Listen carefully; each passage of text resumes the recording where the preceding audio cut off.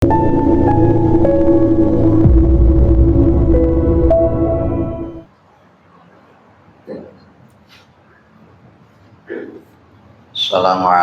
warahmatullahi wabarakatuh. Alhamdulillahilladzi arsala rasulahu bil huda wa dinil haq liyudhhirahu 'ala dini kullihi wa kafa billahi syahida. Asyhadu an la ilaha illallah wa asyhadu anna Muhammadan abduhu wa rasuluhu la nabiyya ba'dah. Allahumma shalli ala Muhammad wa ala alihi wa sahbihi wa man tabi'ahum bi ihsanin ila yaumiddin. Amma ba'du. Kita bersyukur kepada Allah atas segala nikmat yang diberikan oleh Allah kepada kita semua, terutama sampai pada pagi hari ini kita masih diberi kekuatan iman dan Islam, kita masih diberi kesehatan dan kesempatan sehingga kita bisa melaksanakan kewajiban kita untuk thalabul ilmi, mengkaji, mencari ilmu agama, mengkaji agama Allah Subhanahu wa taala. Mudah-mudahan kesempatan semacam ini senantiasa diberikan oleh Allah kepada kita semua sampai nanti kita menghadap kepada Allah yang tentunya dalam posisi husnul khatimah. Shalawat salam tetap terlimpahkan kepada Rasulullah Muhammad sallallahu alaihi wasallam sebagai khatamul anbiya wal mursalin, penutup para nabi dan rasul, yang tidak ada nabi lagi sesudah Nabi Muhammad sallallahu alaihi wasallam. Masih di adab safar ya, akhlak, etika, adab yang berkenaan dengan safar itu pergi sampai nomor berapa? Berapa? 8. Berarti sekarang masuk di nomor 10. Oh 9. Baik, nomor 9. Idza kanu jama'atan ayu amiru ahadahu. Jadi kalau jenengan safar itu safarnya lebih dari 2 orang.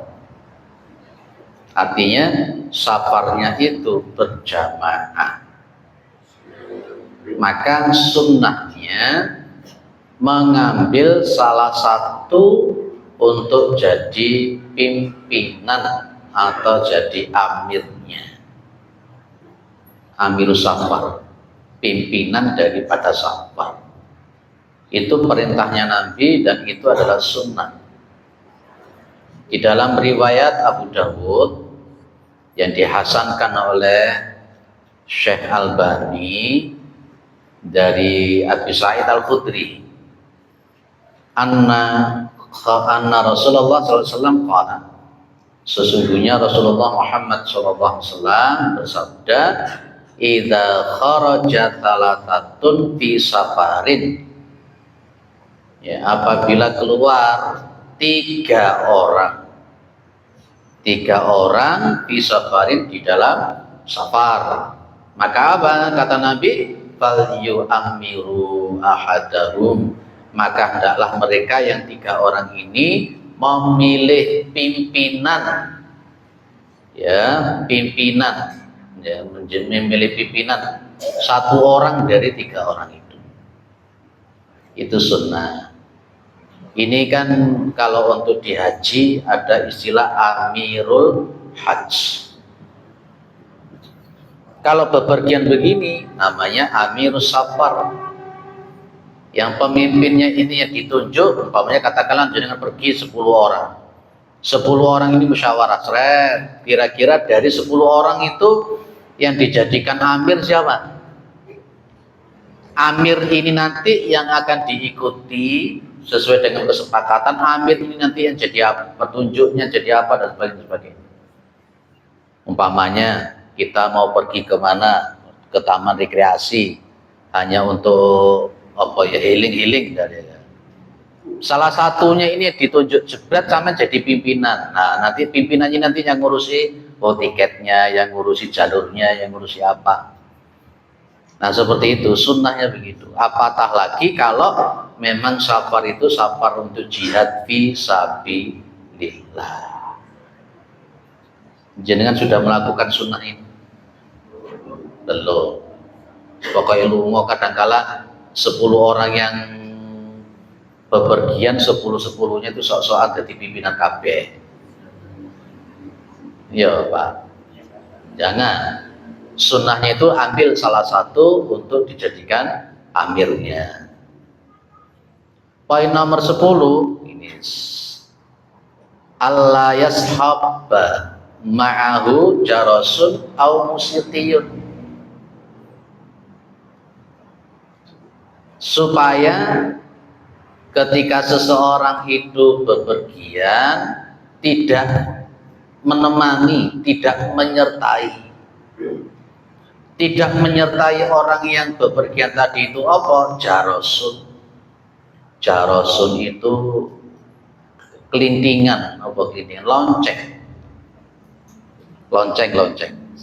Tahu lonceng toh? Au musiqiyun, atau musik, nyanyian. Iki sing angel. Jenengan biasanya kan jero bis ngono ya. Sing disetel opo?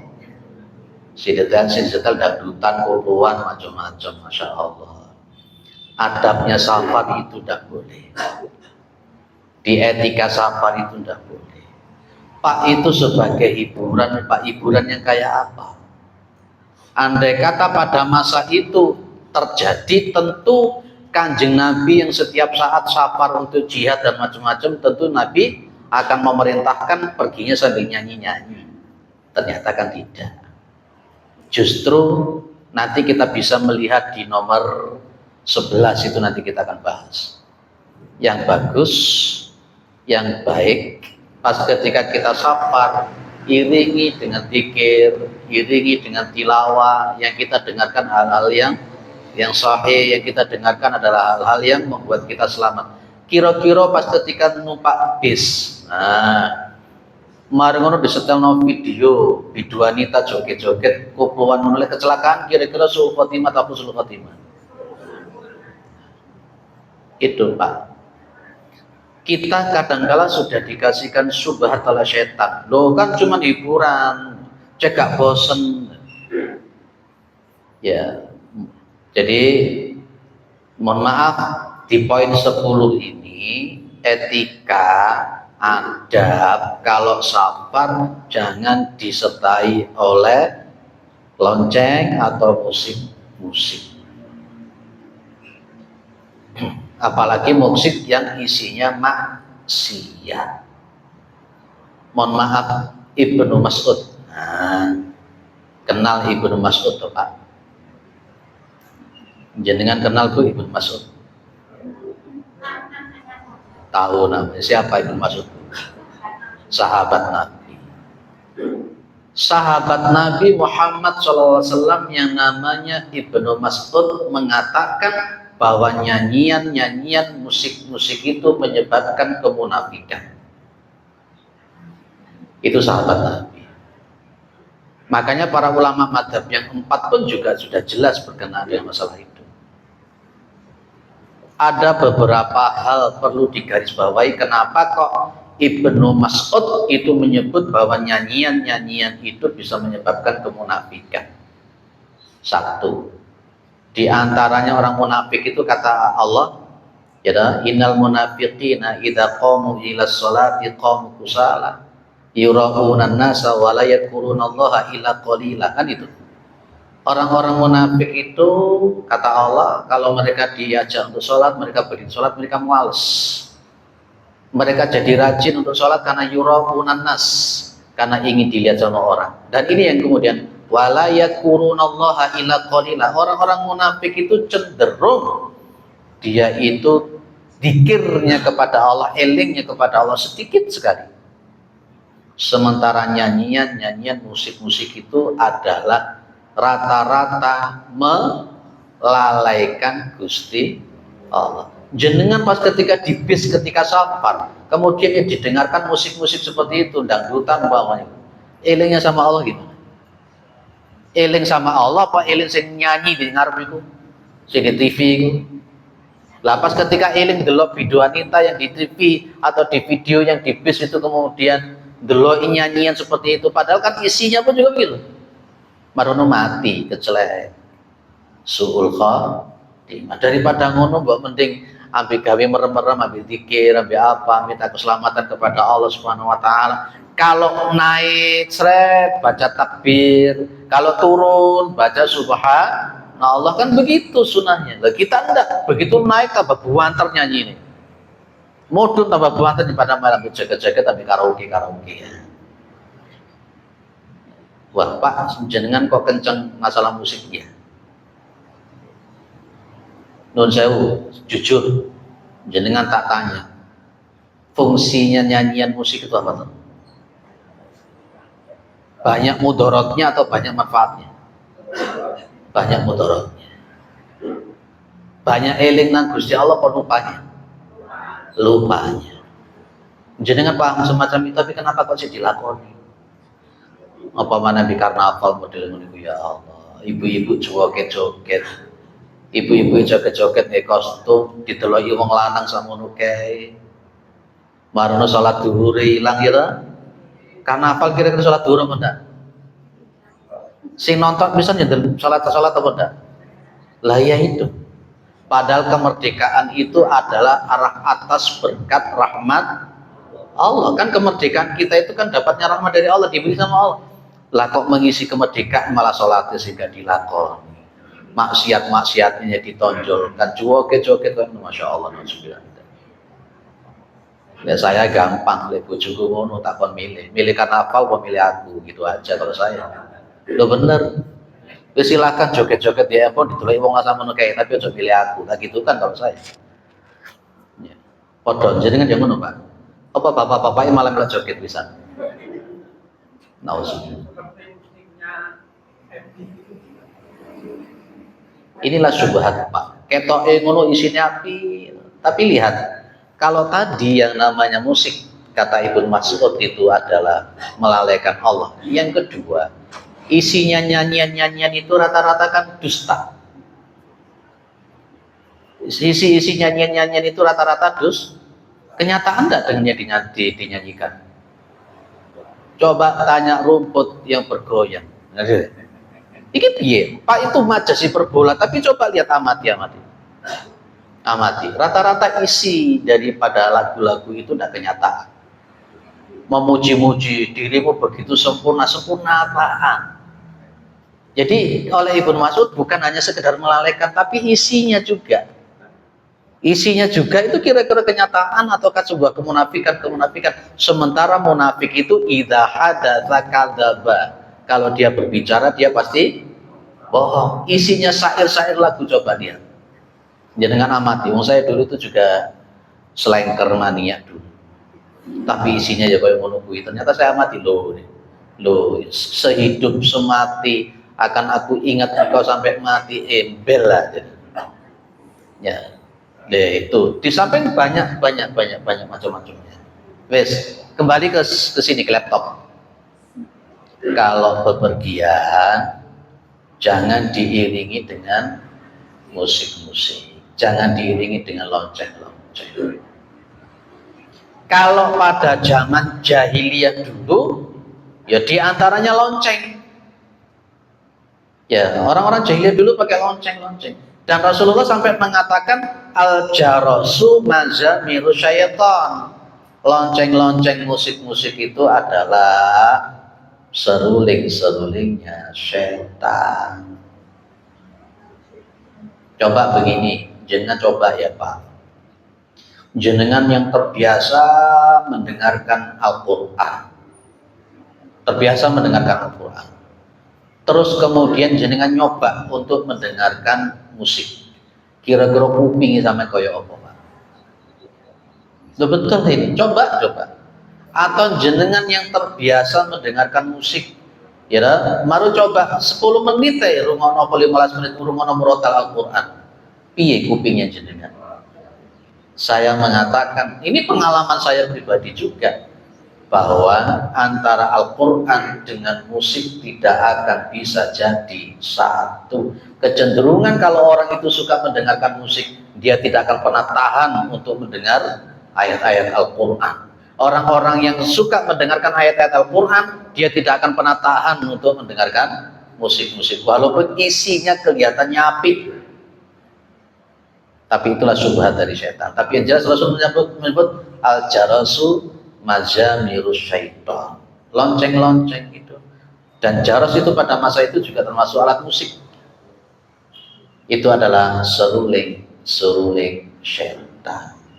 Kalau di dalam surah Luqman itu wa minan nasi mayattakhidhu, yang itu lahwal hadisi liyudillah sabilillah bi ghairi ilmin wa yattakhidha huzwa, itu di awal-awal surah Luqman. Itu lahwal hadis. Dan banyak para ulama menyebut lahwal hadis itu sebagai diantaranya adalah musik-musik ataupun nyanyian. Kalau majelis tarjih berkenaan dengan musik itu faktor ilat yang dipakai. Bahsul Masail NU pun juga menyebut pakai ilat. Musik itu bisa haram, musik itu bisa jadi mubah. Itu menurut Muhammadiyah dan NU, bahwa musik itu sesuai dengan ilatnya. Itu Muhammadiyah dan NU. Cuman masalahnya begini sekarang. Pada masa sekarang, ilat di musik itu kira-kira menyebabkan yang haram atau mubah.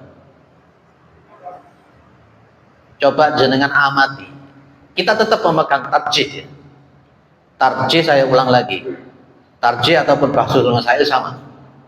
Bahwa musik itu bisa haram, musik itu bisa mubah berdasarkan ilat. Apa ilat itu Pak? Ilat itu apa? Ilat itu adalah semacam sebab, atau ilat itu apa sih pena itu? Umpamanya contoh, saya menempelin dia karena ilatnya dia itu menempelin saya, itu ilat namanya. Ya termasuk sebab. Musik itu kata Muhammadiyah bisa jadi haram dilihat ilatnya. Meskipun isinya itu sholawat, tapi kemudiannya menyampaikan nyanyian sholawat itu habis joget-joget, tapi goyang-goyang, maka bisa jadi haram. Ya, jadi tergantung ilat. Sekarang pertanyaan saya, pada zaman sekarang, berdasarkan ilat yang ada, rata-rata musik itu haram apa enggak? Jenengan amati dengan jujur. Rata-rata ilat pada zaman sekarang itu menjurusnya kepada kesehatan. Apalagi musik-musik yang diiringi dengan minuman keras, joget, biduanita macam-macam. Maka meskipun kita tetap memakai ilat hukum seperti yang dipakai oleh Muhammadiyah, saya mengatakan rata-rata ilat yang muncul zaman sekarang itu menyebabkan musik jadi tidak benar. Dan coba kita kayak menurut, ya. Tapi yang menarik itu Kak, ada warga Muhammadiyah mari ngono mantu ngundang elektron.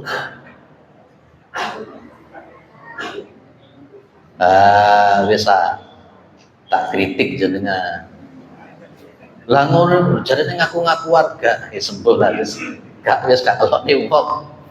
Yes, itu saja, clear ya. Baik. Nomor 11. At-takbiru idza sa'ida alwan atau alawan. Kemudian wa tasbihu idza nazala. Ibu, bapak, sunnahnya jenengan pas ketika safar Mungkin jenengan membawa kendaraan atau mungkin jalan kaki. Pas ketika jenengan itu melewati jalan yang naik, Ida itu naik. Sunnahnya jenengan membaca takbir. Kalau jenengan itu pas ketika safar turun melewati yang turun, maka jenengan membaca tasbih. Subhanallah. Loh ini loh yang saya maksud tadi lah. Kalau kita itu malah pas ketika bepergian numpak bis sampai nyanyi-nyanyi, kira-kira ini dilakukan apa enggak?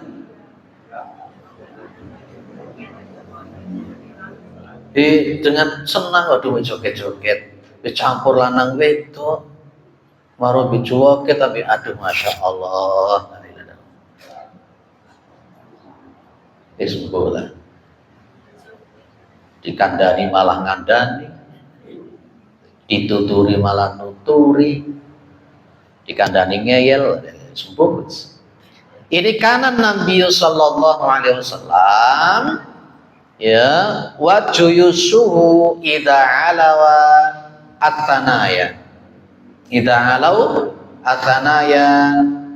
kabbaru wa idza habatu sabbahu.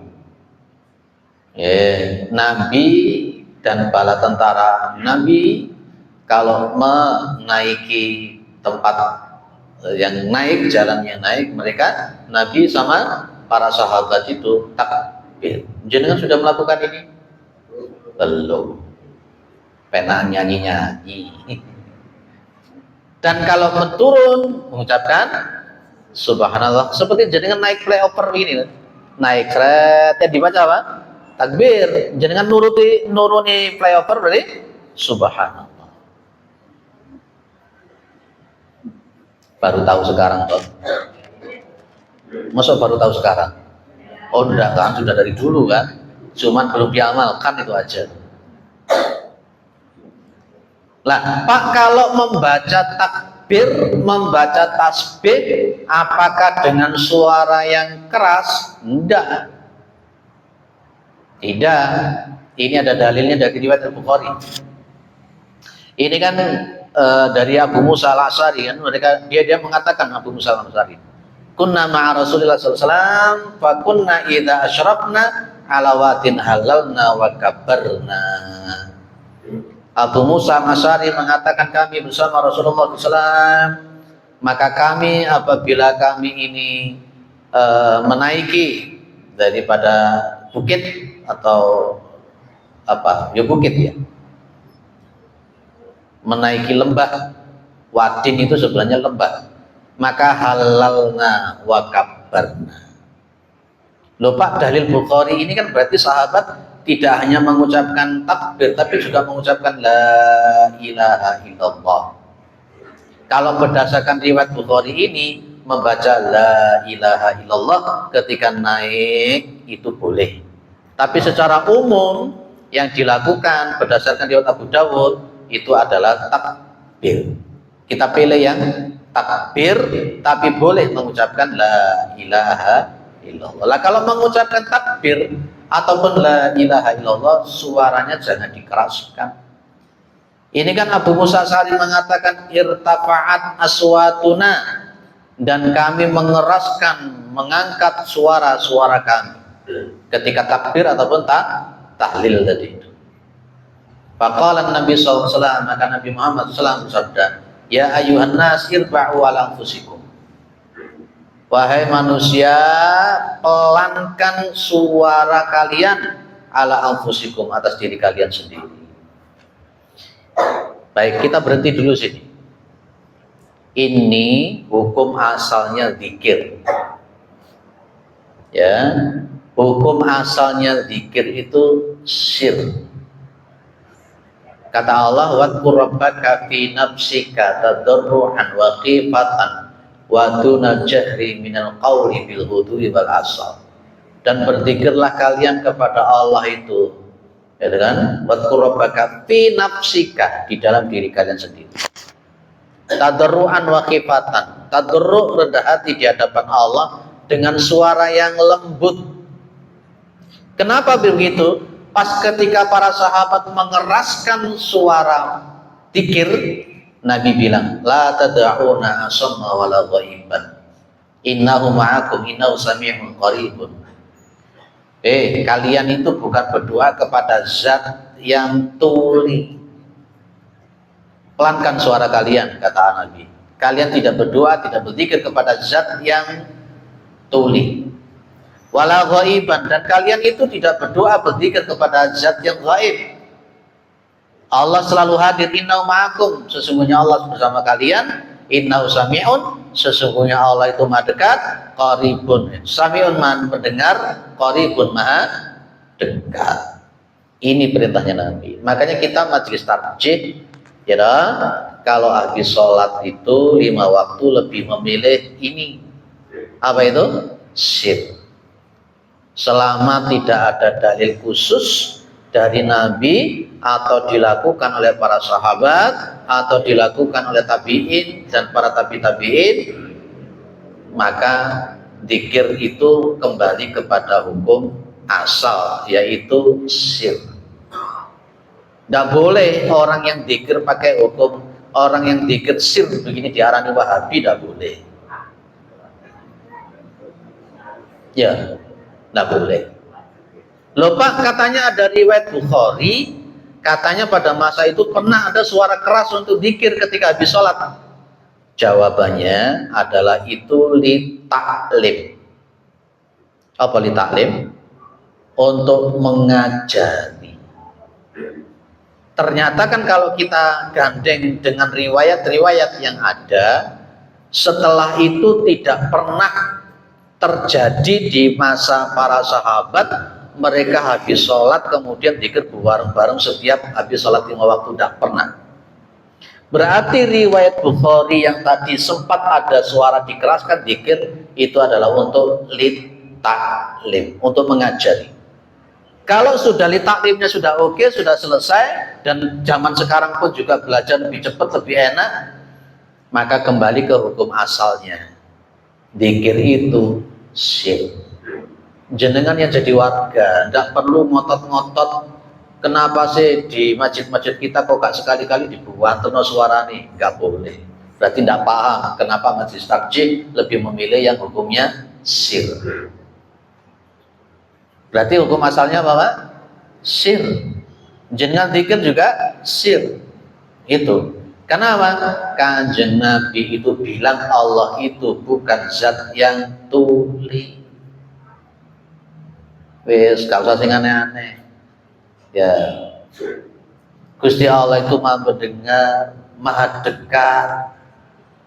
Wis, clear ya. Nah, kalau naik baca takbir, kalau turun baca tasbih, diamalkan itu. Mau sepedahan, mau jalan kaki. Sehingga yang diingatkan oleh Rasul, sebenarnya pada waktu perjalanan safar itu harusnya eling nang Gusti Allah terus, karena kita tidak paham di dalam perjalanan ada apa. Maka itulah tadi Nabi melarang kita ketika safar diiringi dengan musik-musik, lagu-lagu, nyanyian-nyanyian. Itu ilatnya di situ. Wes, jenengan yang sudah terbiasa suka musik segera kembali ke jalan yang benar. Anak-anak jenengan coba, anak-anak jenengan yang suka musik itu, kira-kira dijak ngapalin Quran ini kuat atau tidak? Tidak akan pernah kuat. Anak-anak jenengan yang suka nyanyi, coba jenengan ajari untuk ngaji, bisa enggak? Nggak bisa, nggak bisa. Syekh Misari Rosyid aja tobat dong. Kenapa Syekh Misari Rosyid itu suaranya begitu enak, langgannya? Awalnya kan beliau adalah biduan, penyanyi kan beliau awalnya itu. Tobatnya beliau itu pas ketika ketemu dengan temannya itu diginikan Misari Rosyid. Jadi kalau jenengan melihat di YouTube masih ada Misari Rosyid masih nyanyi-nyanyi, itu berarti masih masa yang lalu-lalu. Ketemu sama temannya, diginikan, suaramu begitu bagus. Alangkah indahnya kalau itu untuk dilantunkan ayat-ayat Al-Quran. Oh, dari situ kemudian beliau mikir. Wes, emang kalau suara jenengan yang bagus hanya untuk hal-hal yang sifatnya tidak manfaat. Wes, nomor 12. Kalau jenengan itu safar, ya upayakan untuk dibuat banyak berdoa. Ayadullah ta'ala li nafsihi wa li ahli, supaya dia pas ketika safar itu berdoa kepada Allah untuk dirinya dan untuk keluarganya. Ibu, bapak, di antara doa yang mustajab, di antara doa yang manjur, itu adalah pas ketika kita safar. Oke, kalau saya buat flash disk isinya murotal tok. Begitu pas lagi nyopir, meskipun ada keluarga apa tak cep nih, cep tak banter nih, sambil untuk memberi contoh kepada keluarga. Ya, sejauh apapun safar, nanti yang bunyi di dalam mobil itu bukan nyanyian tapi murotal. Masya Allah, seperti itu yang seharusnya kita lakukan. Nah, kita berdoa. Kalau pas ketika safar kita berdoa, etikanya kita banyak berdoa, akhlaknya itu kita banyak berdoa, bukan malah justru lalai sama Allah. Jenengan bisa safar, jenengan bisa bepergian, itu atas kekuatannya Gusti Allah. Justru pas karena memang kita bisa safar itu karena Allah yang memberikan kekuatan, yo ayo selama safar eling karo Gusti Allah. Dan mudah-mudahan andai kata jikalau misalnya Allah mencabut nyawa kita pas ketika kita safar, kita matinya husnul khotimah, karena selama safar kita selalu eling sama Allah. Kita lihat riwayat At-Tirmidzi, salasu da'awatin mustajabatun, 3 doa yang mustajab, 3 doa yang mustajab yang dikabulkan oleh Allah. 1, dakwatul madlum, doanya orang yang didolimi. Ya, doanya orang yang didolimi itu mustajab. Hati-hati kalau jenengan mendolimi orang, entah pakai lidah jenengan atau perbuatan jenengan, dia kemudian berdoa sama Allah, doanya luar biasa. Nomor 2, wadakwatul musafir, doanya orang yang musafir, bepergian yang safar, itu mustajab selama safarnya bukan safar yang maksiat. Perbanyak pas ketika safar itu ya berzikir, ya berdoa untuk diri sendiri ataupun untuk keluarga. Manfaatkan itu. Bukan malah tadi itu lale-lale, joget-joget, nyanyi-nyanyi, bukan malah itu yang kita lakukan. Apalagi kalau jenengan haji dan umroh, Masya Allah, jenengan selama bepergian, jenengan selama di Mekah, di Masjid Nabawi, di Masjidil Haram, di Jabal Nur, Masya Allah, di Padang Arafah, di Musdalifah, macam-macam, Masya Allah. Banyak doa di Ka'bah, di depan Ka'bah itu. Di depan Ka'bah bukan untuk selfie-selfie. Dengar Ka'bah selfie-selfie. Pas lempar jumroh, semuanya adalah tempat-tempat yang luar biasa. Di Ar-Raudhah dan sebagainya, jenengan berdoa. Karena apa? Wadakwatul musafir, doanya orang yang musafir itu mustajab. Jenengan mungkin lagi nyopir sambil mendengar murotal, sambil pas ketika naik baca takbir, turun baca tasbih, jenengan sambil nyopir sambil berdoa kepada Allah, minta sama Allah, itu yang seharusnya. Clear? Wadakwatul walidi ala waladi, nomor 3. Doa yang mustajab itu adalah doanya orang tua atas anaknya.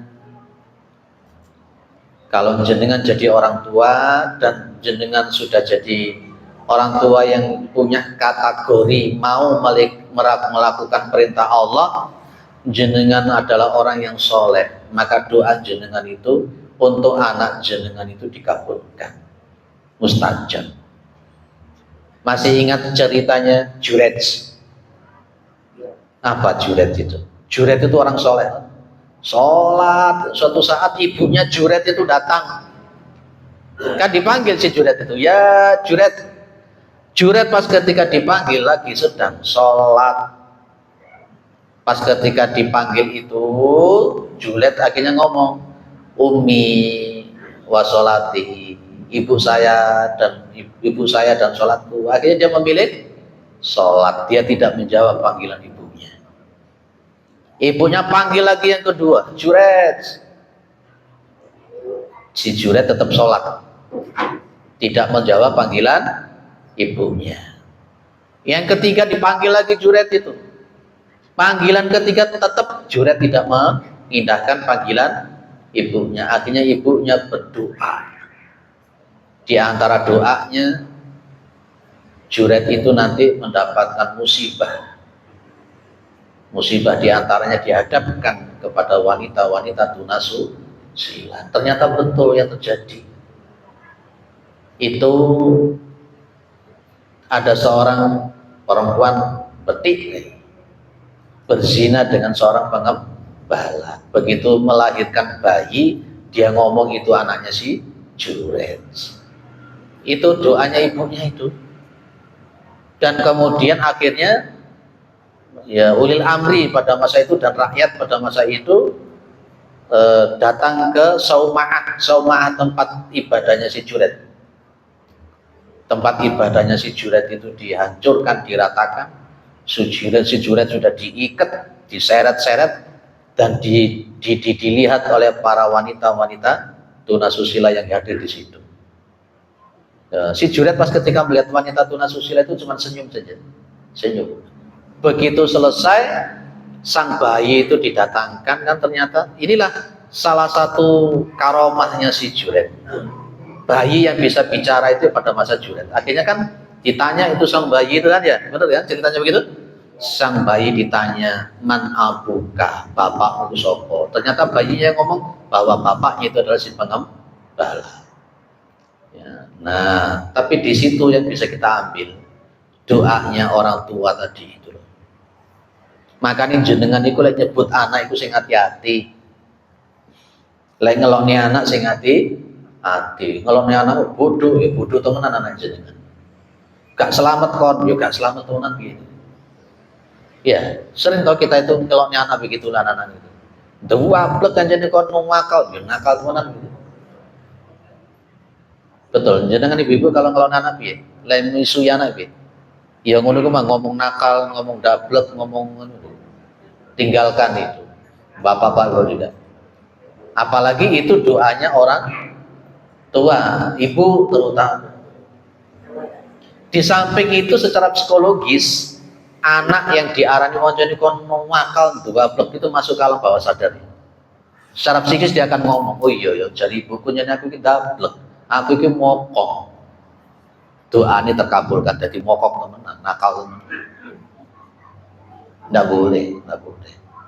Lek gepui anak ambil ditungani. Dikepui ambil ngomong bismillah, cek iso apal Quran kon. Ngono lho. Loh iya ta? Iya. Digewapok pelawak mudah-mudahan jadi mau balik kamu begitu. Ojo ngomong goblok kon, goblok temenan. Ya Bu ya, si guyu-guyu biasanya ngelakoni, enggak ya? Oh enggak, insyaallah. Nauzubillah min. Wes. Jadi poin nomor 12 apa Bu, Bapak? Kalau safar perbanyak berdoa. Karena di waktu safar itu adalah waktu yang mustajab. Kalau umpamanya nyampe di sebuah tempat, pas ketika kita bepergian itu nyampe di sebuah tempat yang kita itu takut, wedi, termasuk takut tentang kejelekan-kejelekan dari tempat yang kita tempati, tempat yang kita lewati, maka sunahnya pakai doa a'udzu bikalimatillahi at-tammati min syarri ma khalaq. Ojo ngebel klakson ping pira. Biasanya kan jenengan pergi safar ngliwati tempat. Oh, mari ngono kata orang-orang situ. Sama liwat kono kudu klakson ping telu lho ya. Itu ajarannya siapa? Atau mungkin jenengan ngomong, Mbah Hamid, Mbah nggih nuwun sewu nggih, Mbah. Syirik kan itu. Coba amati di surah Al-Jin. Wa annahu kana rijalun minal insi ya'uduna birijalin minal jinni fazaduhum rahaqa. Dan sesungguhnya ada manusia-manusia yang mereka ya'uduna birijalin minal jinni, yang mereka meminta perlindungan kepada golongan-golongan jin. Ya termasuk jenengan mengatakan Mbah Hamid, Mbah nuwun sewu, Mbah, itu ya'uduna birijalin minal jinni. Atau jenengan ngasih sesajen supaya gak ngamuk sing mbau reksa, dikai kopi, dikai teh, dikai ingkung supaya jinnya di situ gak ngamuk. Itu juga termasuk ya'uduna birijalin minal jin. Maka sepakat para ulama sebenarnya sesajen itu hukumnya syirik. Ya, kenceng Pak ngaji radikal yo ben. Termasuk jenengan melatiku kan engko ngebel ping telu yo. Lek gak ngebel ping telu engko sing mbau reksa ngamuk-ngamuk. Itu masuk ranah wa annahu kana rijalun minal insi ya'udzuna birijalin minal jinni fazaduhum rahaqa. Akhirnya karena diujo seperti itu, makhluk-makhluk sing model-model itu tambah dablek. Maka yang betul kalau kita nyampe pada suatu tempat yang kita itu takut, bunyinya adalah a'udzu bikalimatillahi at-tammati min syarri ma khalaq. Pak, boleh baca ayat kursi? Boleh. Berdasarkan riwayatnya Abu Hurairah. Saya kalau jam 3 pagi pergi ke Pare untuk isi kajian, jam 6 pagi, jam 3 berangkat. Yang lewati alas-alas nyapa sih bala-balik lakson. Ya cukup di situ saya setel murotal jebret. Kalau naik ya takbir. Tidak ada apa-apa sampai hari ini dan izin Allah Subhanahu wa taala. Tidak ada apa-apa. Jam 4 pagi ngelewati alas-alas, setengah 4 ngelewati alas-alas. Tidak ada apa-apa dengan izin Allah Subhanahu wa taala. Itu. Clear ya. Jadi juga baca ayat ini apa? Doa ini kalau seperti wes ojo ngomong selalu slumun selamat. Dari mana slumun selamat ini dari mana? Ajarannya animisme. Lah kok masih dipakai kalau animisme ini? Oh Masya Allah. Kalau Mbah Hamid, Mbah itu ajaran siapa? Sesajen kepada pohon-pohon yang gede-gede itu ajarannya animisme, dinamisme. Lah kenapa masih dipakai? Nah, maka disitulah pentingnya ngaji. Lek gak ngaji ora Selasa paing di kamar dikai rokok, dikai kopi. Ngono kaya apa to sajane? Mbah anu kok teko wonge ngopi kopi sing ngopi paling ya putune. Wes gak usah ngono-ngono iku lah. Wes lanjut ya. Baca a'udzu bikalimatillahi at-tammati min syarri ma khalaq. Berikutnya yang nomor 14, jangan membawa mushaf ketika pergi ke suatu tempat di mana yang tempat itu adalah musuh. Apalagi terjadi Islamophobia di situ, supaya nanti Al-Quran kita tidak dilecehkan. Karena terjadi, Nabi bilang annahu kana yanha ayyusafira bil Quran ila ardil aduwi makhofatan ayana lahu al adu. adalah Nabi Muhammad SAW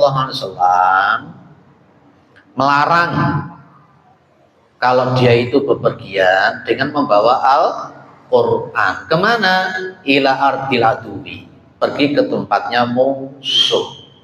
Kenapa? Makhofatan, karena khawatir ayana luhu aladu. Kalau mushaf tadi itu terpegang oleh musuh-musuh Allah, nanti akan dilecehkan, diinjak-injak, dibakar, macam-macam.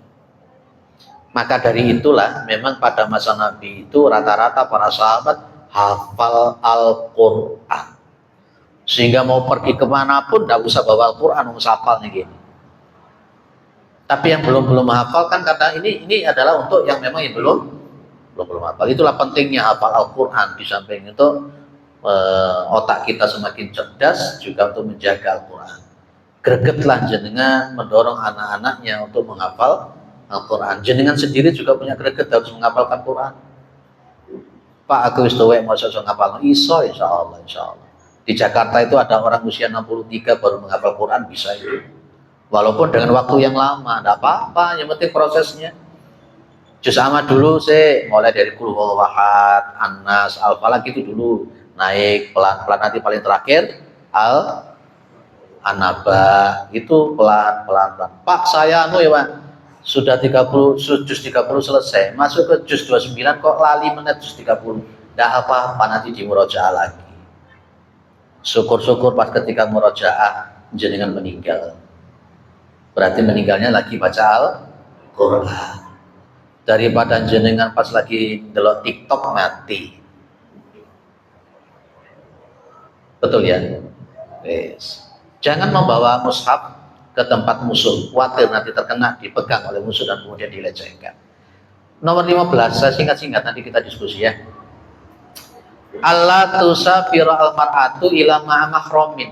Nah, kalau memang ada ilat tidak nyaman, kalau ada ilat, ada gangguan, ataupun ilat sebab-sebab yang lain, sebaiknya seorang wanita itu kalau safar bersama mahramnya. Ya, kalau pada masa Rasulullah itu kan memang ketidaknyamanan itu ya, karena masih minoritas, kejahatan-kejahatan begitu luar biasa. Makanya Nabi bilang jangan pergi kecuali dengan mahramnya. Saya tanya sekarang, pada zaman kita sekarang apa perlu pakai mahram? Seorang suami yang mau mengantarkan istrinya walaupun nyaman, walaupun aman, itu pahalanya luar biasa. Pahalanya luar biasa. Ibu ke pasar didampingi suami enggak? Oh enggak ya?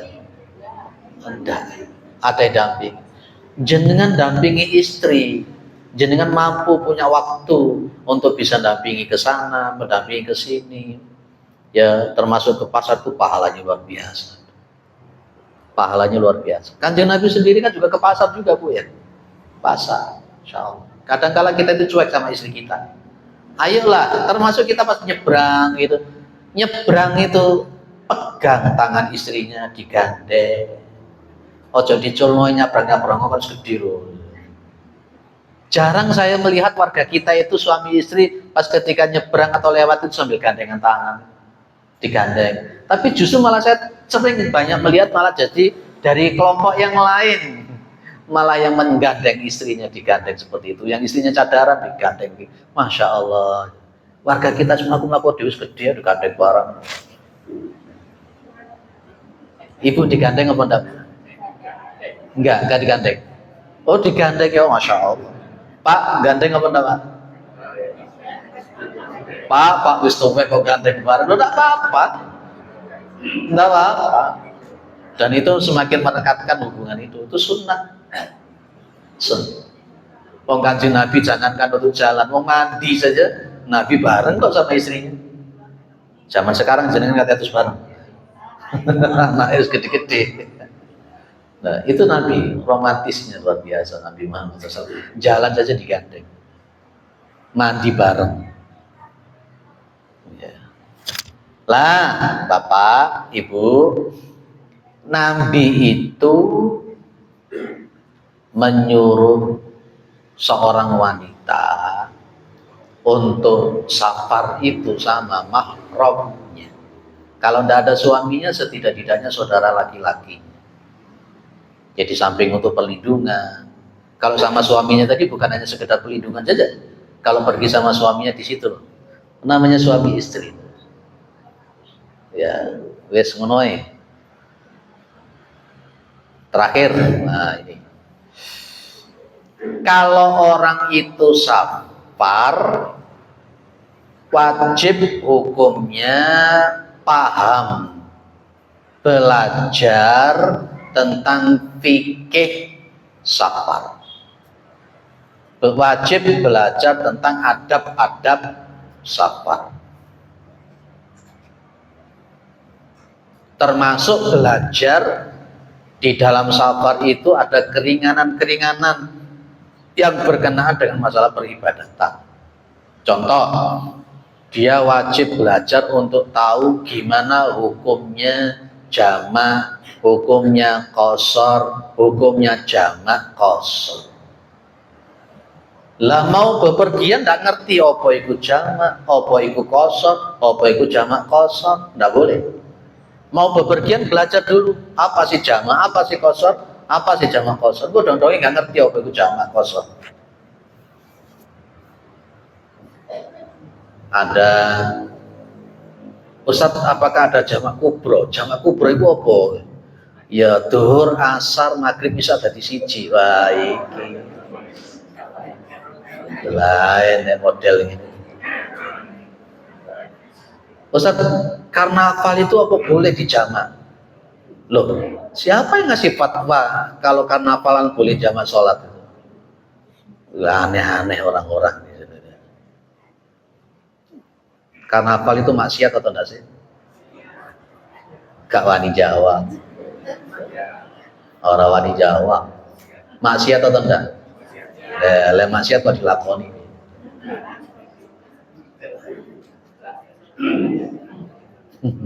Saya gak wani jawab itu berarti saya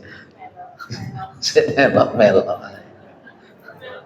Ngono iku salat apa ora ngono lho. Lah lepas gak salat ngono iku lepas mati ya apa maneh delok cekson niku ya. Di prauto sing dem begitu kena dem langsung jantungi mandek mati. Gak salat mati ini kena deme cekson. Wis. Lupa apakah Muhammadiyah tidak membolehkan kirap toh? Kirap sama karnaval kan beda toh.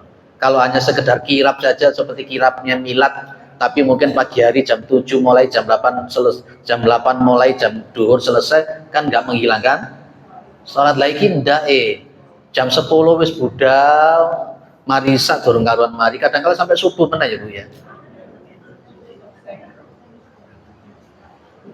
Jenengan delok juga. Lihat.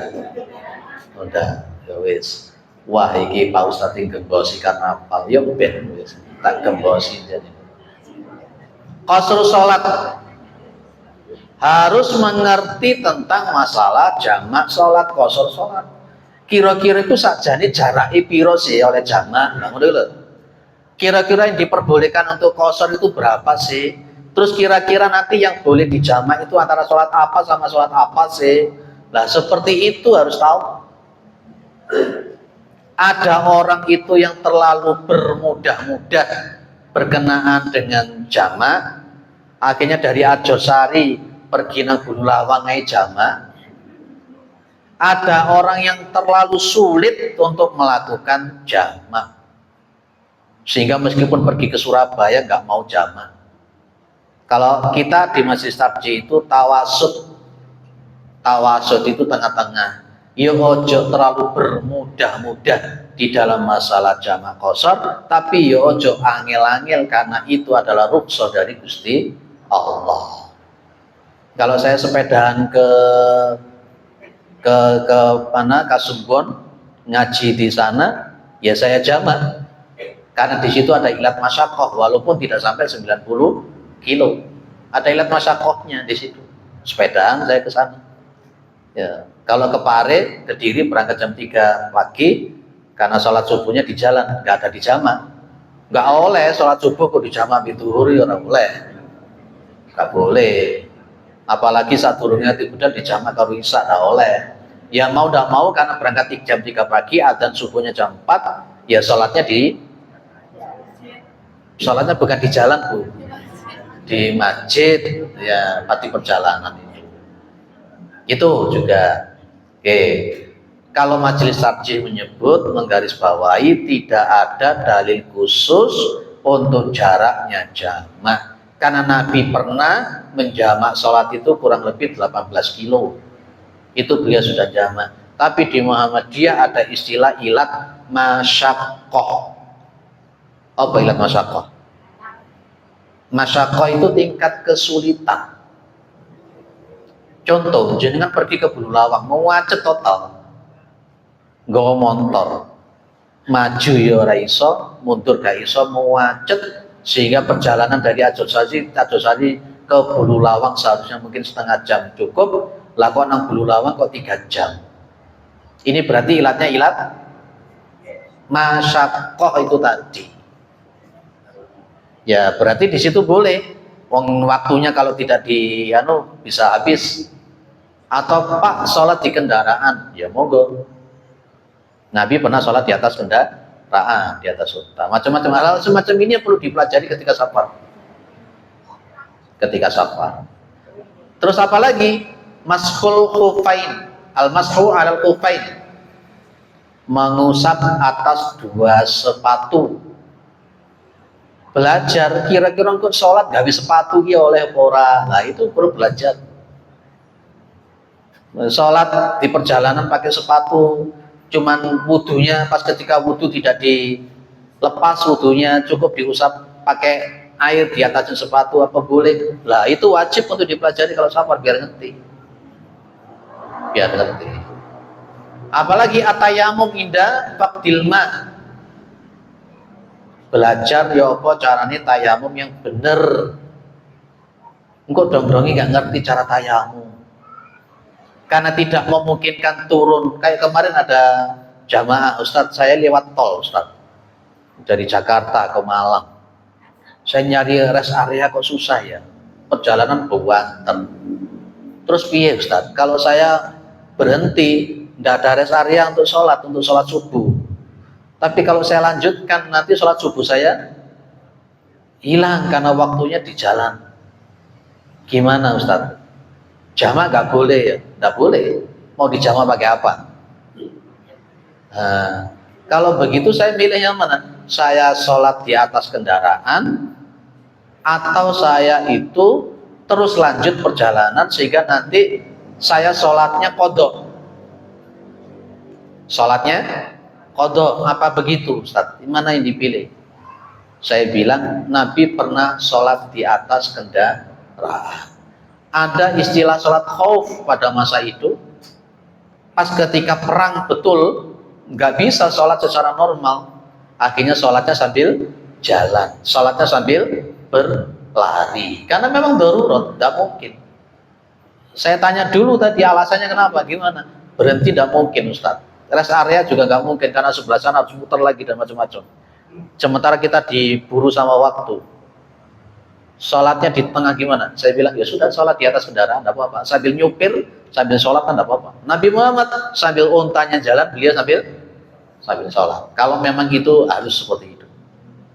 Lah daripada orang sholat, marungko dodongi gak sholat. Lah seperti itu otomatis kemudian dia tanya, loh wudunya gimana? Apakah tayamum? Ya tayamum.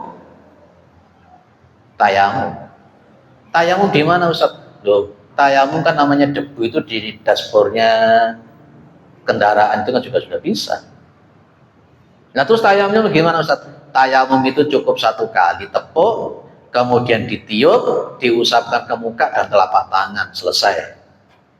Itu yang dipakai, yang terkuat oleh majelis tarjih. Tidak usah sampai ke siku. Nah seperti itu kan harus dipelajari. Kalau tidak tahu seperti itu kan ya repot. Itu yang harus wajib dipelajari. Jenengan kalau tayamum sampai siku apa sampai pergelangan tangan toh? Lah sampai siku ngikuti siapa? ngikutin orang. Tepuknya berapa kali jenengan? Cukup 1 kali, nggak usah tepuk 2 kali. Niupnya jenengan berapa kali? 1 kali, nggak usah ditiup balik-balik. Itu kalau itu yang dipakai oleh majelis tarjih sesuai dengan riwayat-riwayat yang sahih lebih kuat. Lah ngene iki lek gak ngerti yo iso tukaran di dalan. Ya. Oke. Terus apa lagi? Al-fitru fis safar. Nah, ini diantara yang perlu dipelajari. Kira-kira pas ketika safar itu hukumnya puasa iki piye? Apalagi cuma puasa sunnah itu gimana? Kan boleh toh umpamanya laki-laki kalau safar boleh tidak Jumatan tapi sholat duhur. Boleh toh tidak puasa kalau ketika safar. Loh, seperti hal semacam ini kan perlu dipelajari ketika safar. Jangan sampai ketika kita benar-benar melakukan safar tidak mengerti hal-hal yang semacam ini. Clear ya Bu? Saya yakin di sini sudah ada kajian-kajian tentang masalah seperti itu. Masalah wudhu, masalah sholat, masalah jamak, masalah qasar. Insya Allah itu yang ngisi Ustadz Syarif ya. Ustadz Syarif Hidayatullah sudah mengajarkan semuanya. Kalau saya bagian yang akhlak adab-adabnya saja. Selesai adab safar, tinggal satu tema yang belum tersampaikan, yakni adabun nikah. Saya florkan ke jenengan adab nikah itu dibahas atau enggak. Kalau tidak saya ganti kitab dibahas. Bapak-bapak dibahas atau enggak? Kayak ikatin nambah meneh enggak? Oh enggak ya setidaknya mungkin kita paham ya apa carane engko golek mantu. Dan mungkin yang jomblo-jomblo nanti juga bisa punya pengetahuan ya apa carane golek bojo, cari istri, cari suami. Ya. Dan yang mau nambah tidak saya komentari.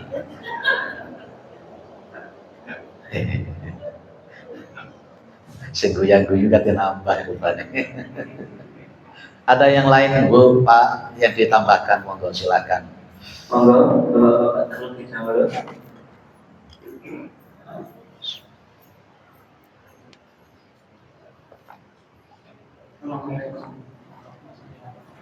Waalaikumsalam warahmatullahi wabarakatuh. Menceritakan masalah safar. Di dalam safar itu kita banyak lupa. Itu memang normal. Yang saya tanyakan supaya bisa ini berlanjutan terus menerus. Itu mekanismenya bagaimana? Baik, lupa itu ada 2. Lupa yang pertama dari setan. Dalilnya apa? Dari surat Al-Kahfi. Masih ingat pas ketika Nabi Musa dengan muridnya itu mencari Nabi Khidir. Kan di situ diberikan petunjuk oleh Allah. Kalau nanti yang namanya ikan gitu kan, yang sudah digoreng, sudah matang, itu nanti akan mengambil jalan. Dan itu sudah terjadi. Tapi kemudian muridnya Nabi Musa lupa. Ya, muridnya Nabi Musa mengatakan saya tidak lupa kecuali dilupakan oleh setan. Itu satu. Makanya kadang-kadang ngapal Al-Quran bolak-balik lali-lali itu kemungkinan yang pertama. Si nomor loro, lupa dalam konteks tobi'iyah. Nun sewu Pak, orang kalau sudah semakin sepuh, semakin tua, itu daya ingatnya pun juga semakin menurun, berkurang. Ini poin yang nomor 2. Sehingga kalau orang yang usianya 80 tahun balik lali, lah itu tobi'iyah. Tapi ada sesuatu yang khariqul adah, di luar nalar dan di luar kebiasaan. Ada seorang kiai, ada seorang ustadz, meskipun usianya 80 tahun, 90 tahun, Masya Allah daya ingatnya luar biasa. Itu pendiri ilmu Al-Quran terlama di Kota Malang. yang beliau sudah wafat itu. Siapa? Pak Basori Albi ya. Luar biasa beliau. Beliau meninggalnya kan di RSI Yunisma, tempat istri kerja. Itu yang rawat istri saya itu. Masya Allah, meskipun sudah tua, mutkin. Namanya mutkin. Hafalan yang mutkin. Orang yang bersih gitu. Hafalan Qur'annya ingat, terus sebagainya. Maka diantaranya oleh para ulama menyebut, diantara supaya tidak lupa, perbanyak untuk selalu membaca Al-Quran. Melihat mushaf Al-Quran, menghafal Al-Quran. Itu salah satunya diantaranya. Dan andai kata kemudian seperti saya katakan tadi, menghafal kono lali-lalinya itu tobiyah itu Pak. Tobiyah. Dan kita berlindung kepada Allah. Makanya memang adab membaca Al-Quran itu diantaranya diawali dengan membaca ta'awud. Wa idza qara'tal Qur'ana fasta'id billahi minasyaitonir rajim. Jadi itu. Lah kalau jenengan kira-kira lupa yang mana?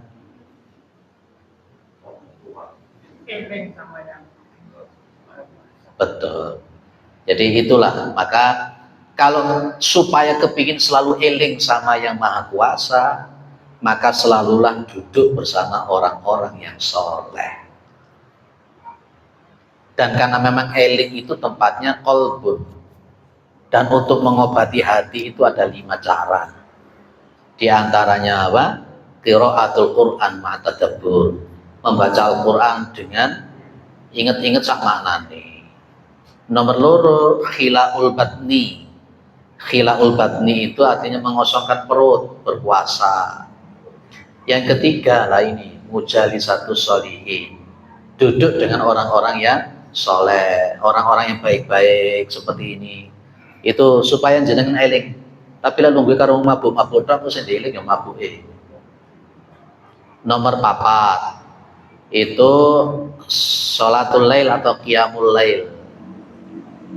Yang nomor 5 at-tadarru atau dzikir. At-tadarru itu dzikir, senantiasa berzikir. Kalau orang Jawa dulu bilang dzikir wengi ingkang suwe, gandengannya dengan kholwat itu tadi.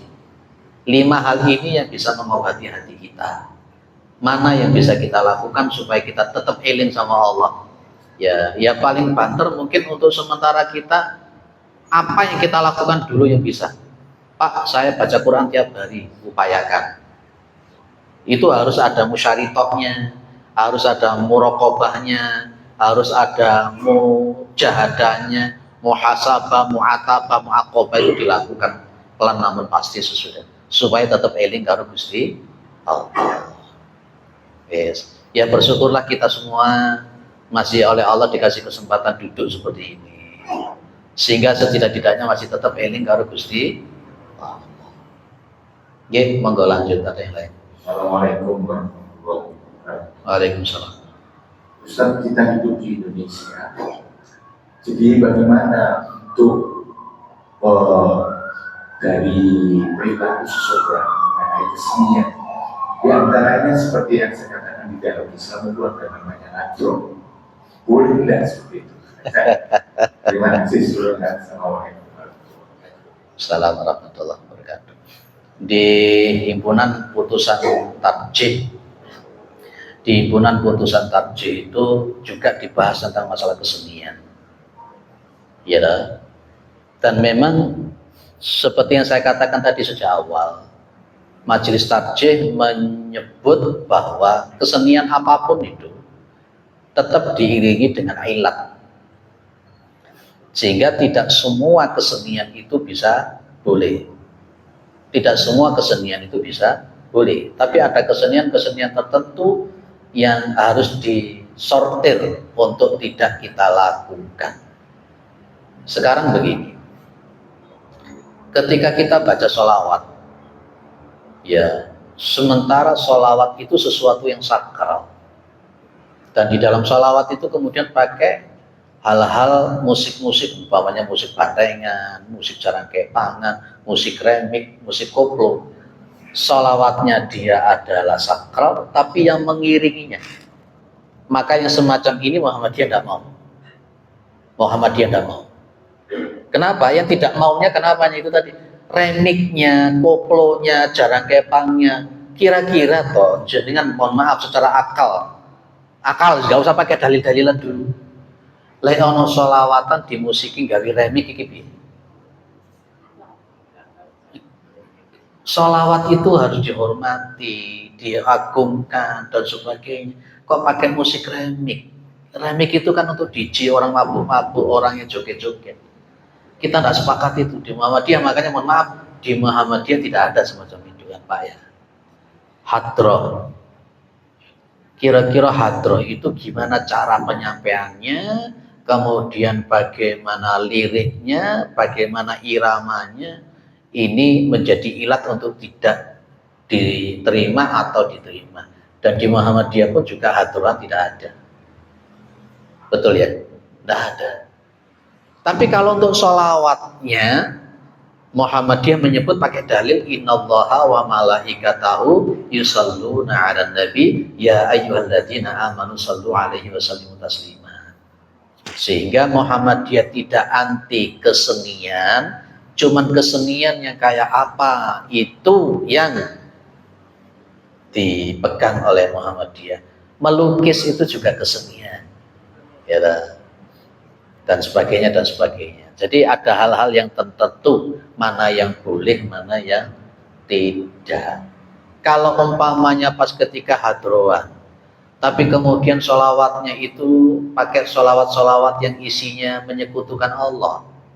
Kan ada lafaz-lafaz sholawat yang ada lafaz-lafaz sholawat yang masih diperdebatkan isinya. Sementara di Muhammadiyah yang dikenal sholawat itu adalah sholawat Ibrahimiyah. Ini karena disyuting di lab, aku kata ngomong sholawat A, sholawat B, itu ora penak. Yes, gitu aja gitu Pak. Jadi intinya seperti yang saya awal tadi sudah saya katakan, majelis tarjih menyebut ilat. Ya, ilat. Apa ilat tadi? Ya, silat itulah. Itu di rumah ditakoni ngaji apa ngaji ilat.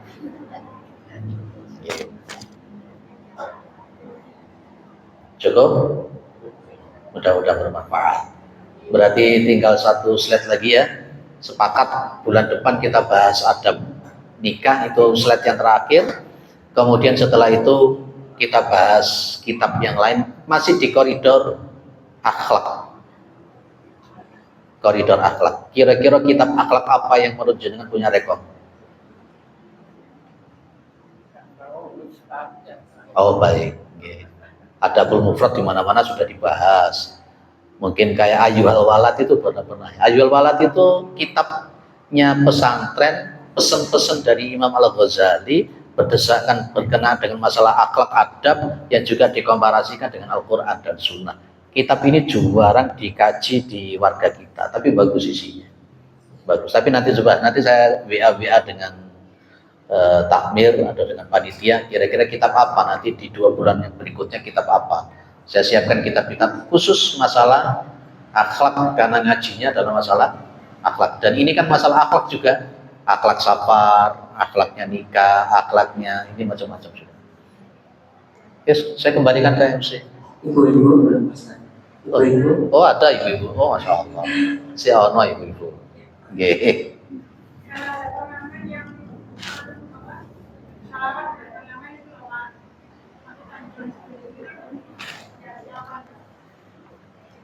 Suatu saat itu Kanjeng Nabi ada orang yang muda, si kokoh, si kuat. Dia datang untuk minta. Ada Nabi di situ. Sama Nabi dinasihati.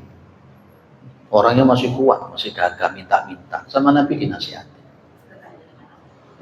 Ya, ada pengamen. Si gagah, si ganteng. Kadang ngamennya gawe selawatan bisa ngadep. Nah, ini memang mohon maaf, saya buat ilustrasi jenengan nantinya memutuskan kayak apa. Kan itu sudah ada perdanya untuk tidak memberi yang termasuk yang di setopan kan tidak boleh sama pemerintah. Majelis Ulama Indonesia pun juga nggak boleh. Ternyata begini, suatu saat itu ada orang, anaknya kawan, ketemu dengan orang dua suami istri sama anaknya kecil, jalan di dekatnya lapalet. Terus kemudian malam-malam kan itu, dan begitu dindeki sama anaknya teman yang bawa mobil, ditawari rumahnya di mana, di Pasuruan katanya begitu. Setelah itu dikasih tumpangan ke Pasuruan, nggak mau dibayar kan gitu. Ternyata sampai Pasuruan yang terjadi apa? Rumahnya mewah, mobilnya 3. Lah sing nganterno ya geleng-geleng, iki motor ya kaya ngene iki dhek motor itu. Apa itu anunya? Penggaweane. Ya seperti yang jenengan katakan itu, ya jalur-jalur seperti itu. Lah kalau sudah model semacam itu kan akhirnya kita untuk memberi yang semacam itu sebenarnya tidak boleh. Dia kaya, kekayaannya jauh dari kita. Sekarang begini hitung-hitungan. 1 RT 40 kepala rumah tangga. 1 RT 40 kepala rumah tangga. Dia berangkat sama istrinya. Wis wong loro ya. Kira-kira kalau 40 kepala rumah tangga semuanya rata-rata ngasih 1.000. Gawe 1.000. Sudah berapa? 40.000. Katakanlah 40 keluarga itu dia mulai meminta-minta jam 8. 40 yang ngasih, 40.000. Dia katakanlah nggak sampai 1 jam. 1 RT sudah dapat 40.000. Istrinya juga dapat 40.000. 1 jam sudah dapat 80.000. Kemudian dia katakanlah kita buat saja. 1 hari dia bisa meminta 5 jam. 5 jam. Berarti 5 jam itu istrinya dapat 200. Benar ya? Suaminya dapat 205 jam sudah dapat 400.000. 400.000 ping 30 juta. Sebenarnya kita tidak ngasih untuk semacam itu, boleh-boleh saja kalau memang dilihat indikasi-indikasinya. Seperti Nabi tadi malah memberikan nasihat sehingga muncul perda itu juga untuk tidak ngasih. Kaya di YouTube itu konangan tuh, katanya ngemis gawa Avanza anyar. Jaga di pojokan, maru di perempatan jalur-jalur. Nah, itu jenengan bisa memutuskan. Wes, terakhir, Bu. Assalamualaikum warahmatullahi wabarakatuh. Waalaikumsalam warahmatullahi wabarakatuh. Kalau ada dengan seseorang tua yang mengatai cucunya atau anaknya dengan hal yang jelek, kemudian dia menyesal, apa bisa berdoa untuk mengakhirkan kata-kata yang sudah terlanjur dikatakan. Oke. Insya Allah bisa. Insya Allah bisa. Dan andai kata memang itu sudah cepat dikabulkan seperti ibunya Juliet, ya bismillah. Jarak antara doanya ibunya Juliet yang jelek dengan kejadian Juliet seperti itu sangat-sangat cepat. Maka dari itu ya sudahlah, segera kita bertobat, kita doa kepada Allah, tarik kembali itu, mudah-mudahan bisa. Itu aja. Oke. Cukup nggih, mudah-mudahan bermanfaat, mudah-mudahan kita husnul khatimah. Mudah-mudahan anak-anak kita adalah anak yang soleh dan solehah. Mudah-mudahan keluarga kita, rumah tangga kita sakinah mawaddah warahmah. Mudah-mudahan kita diistiqomahkan di dalam kebenaran, diistiqomahkan di dalam kebaikan-kebaikan. Mudah-mudahan kita semuanya bisa masuk surga ya Allah Subhanahu wa taala. Subhanakallahumma wa bihamdika asyhadu an la ilaha illa anta astaghfiruka wa atubu ilaik. Assalamualaikum warahmatullahi wabarakatuh.